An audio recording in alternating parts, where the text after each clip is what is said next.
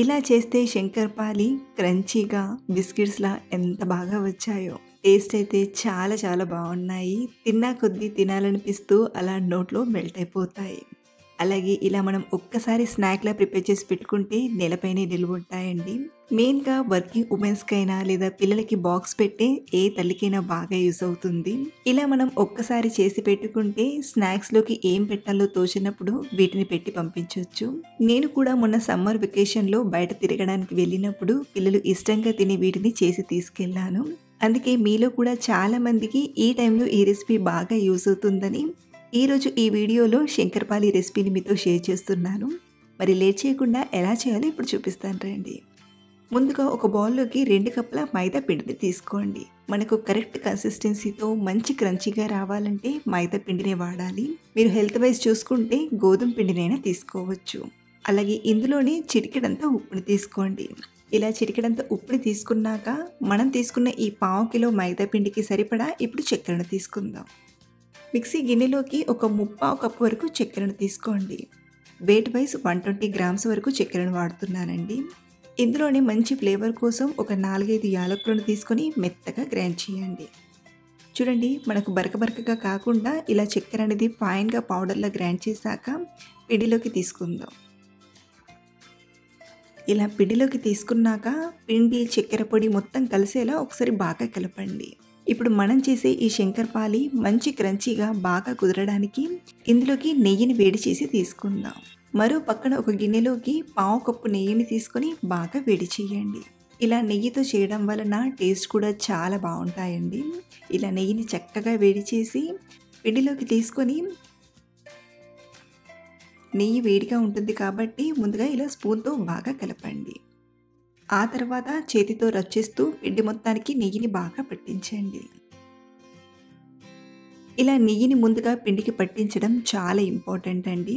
ఇలా ముందుగా పట్టించడం వలన చాలా క్రంచీగా రుచిగా వస్తాయి, లేదంటే గట్టిగా వస్తాయి. కాబట్టి ఈ స్టెప్ని స్కిప్ చేయకుండా ముందుగా పొడి పిండికి ఇలా నెయ్యిని బాగా పట్టించండి.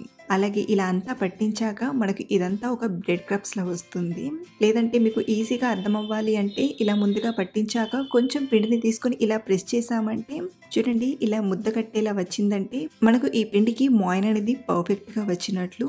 ఇన్ కేస్ మీరు ఇలా ముద్ద చేసిన పొడి పొడిగా పిండిలానే ఉంటే ఇంకొంచెం నెయ్యిని వేడి చేసి తీసుకొని బాగా కలపండి. ఇప్పుడు ఇందులోకి కాచి చల్లార్చిన పాలను కొంచెం కొంచెంగా తీసుకుంటూ మిక్స్ చేసుకుందాం. ఇక్కడ నేను కాచిన పాలను వాడుతున్నాను కదా, మీరు కావాలంటే ఈ పాలకు బదులుగా నీళ్ళనైనా వాడుకోవచ్చు. పాలను కొద్దిగా తీసుకుంటూ సాఫ్ట్ పిండి ముద్దలా కలపండి. చూడండి, ఇలా సాఫ్ట్గా చపాతీ పిండి ముద్దలా ఇలా కలిపాక ఇప్పుడు ఈ పిండిని అరగంట నుండి గంట సేపు నానబెట్టండి. అరగంట తర్వాత చూపిస్తున్నాను. చూడండి, పిండి చక్కగా నానింది కదా. ఇప్పుడు ఈ పిండి ముద్దను కనీసం ఒక 2-3 నిమిషాలు బాగా నీట్ చేస్తూ కలపండి. ఈ స్టెప్ కూడా చాలా ఇంపార్టెంట్ అండి. ఇలా కలపడం వలన శంకరపాలీలు అనేవి చాలా బాగా కుదురుతాయి.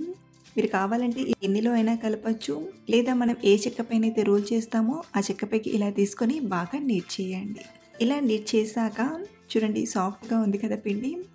ఇప్పుడు ఈ పిండి ముద్దను ఇలా 2 పార్ట్స్గా డివైడ్ చేసి ఒక పిండి ముద్దను గిన్నెలో పెట్టి మరొక పిండి ముద్దను రౌండ్గా చేసి రోల్ చేసుకుందాం. పొడి పిండి కానీ లేదా ఆయిల్ కానీ పెట్టాల్సిన అవసరం లేదు.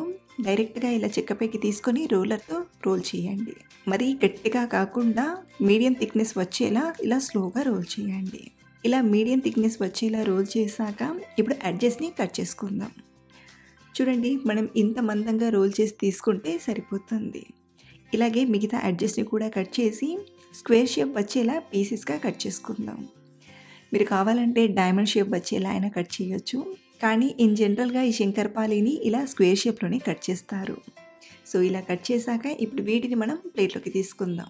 ఈ టైంలో శంకరపాలి థిక్నెస్ అనేది కొంచెం తక్కువగా ఉన్నా ఫ్రై అయ్యేటప్పుడు బాగా పొంగి డబల్ అవుతాయి. ఇలాగే మిగతా పిండి మొత్తం కూడా రోల్ చేసి పీసెస్లా కట్ చేసి తీసుకోవడమే. ఇలా అన్నీ చేసి రెడీ చేశాక ఇప్పుడు వీటిని ఫ్రై చేసుకుందాం. డీప్ ఫ్రైకి సరిపడా ఆయిల్ని తీసుకొని మీడియంగా వేడి చేయండి. మరీ ఎక్కువ వేడి చేసిన శంకరపాలి అనేది సరిగ్గా ఫ్రై అవ్వదు, కాబట్టి మీడియంగా వేడి చేయండి. ఇప్పుడు ఇందులోకి ఫ్రీగా ఫ్రై చేసేటట్లుగా కొన్ని శంకరపాలిని తీసుకొని ఫ్రై చేయండి. ఇవి తీసుకున్నాక సైజ్ అనేది కొంచెం ఉబ్బుతుంది కాబట్టి ఇలా కొన్ని తీసుకుంటూ ఫ్రై చేయండి. అలాగే మరొక మెయిన్ ఇంపార్టెంట్ విషయం ఏంటంటే వీటిని ఫ్రై చేసేటప్పుడు ఇవి కొంచెం సాఫ్ట్‌గా అనిపిస్తాయి. మనం గబగబా టర్న్ చేస్తూ ఫ్రై చేశామంటే ఎడ్జెస్ అనేవి విరిగిపోయినట్టుగా అయిపోతాయి. కాబట్టి ఫ్లాట్‌గా ఉండే గరిటెతో గానీ లేదా ఇలా స్పూన్‌తో గానీ టర్న్ చేస్తూ ఫ్రై చేయండి.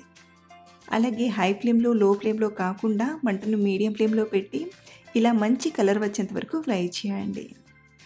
ఇలా బాగా ఫ్రై చేసి ఆయిల్ నుండి తీసుకోవడమే. వేడి మీద ఇవి కొంచెం సాఫ్ట్‌గా ఉంటాయి కాబట్టి కంగారు పడకండి. ఎలా అయితే చల్లారుతాయో అలా క్రిస్పీగా తయారవుతాయి. ఇలాగే మిగతా వాటిని కూడా తీసుకొని ఫ్రై చేసి తీసుకోవడమే. ఇలా మనం చాలా సింపుల్‌గా శంకరపాలి చేసుకొని స్టోర్ చేసుకున్నామంటే ఎప్పుడు తినాలనిపిస్తే అప్పుడు కమ్మగా తినేయొచ్చు. ఈవినింగ్ టైంలోకైనా లేదా పిల్లల స్నాక్ బాక్స్‌లోకైనా చాలా బాగా యూజ్ అవుతాయి. మీకు ఈ రెసిపీ నచ్చితే తప్పకుండా ఇంట్లో ఒకసారి ట్రై చేసి చూడండి. అలాగే ట్రై చేశాక మీకెలా కుదిరాయో మళ్ళీ మీ ఫీడ్‌బ్యాక్‌ని కింద కామెంట్‌లో షేర్ చేయడం మర్చిపోవద్దు. Thanks for watching.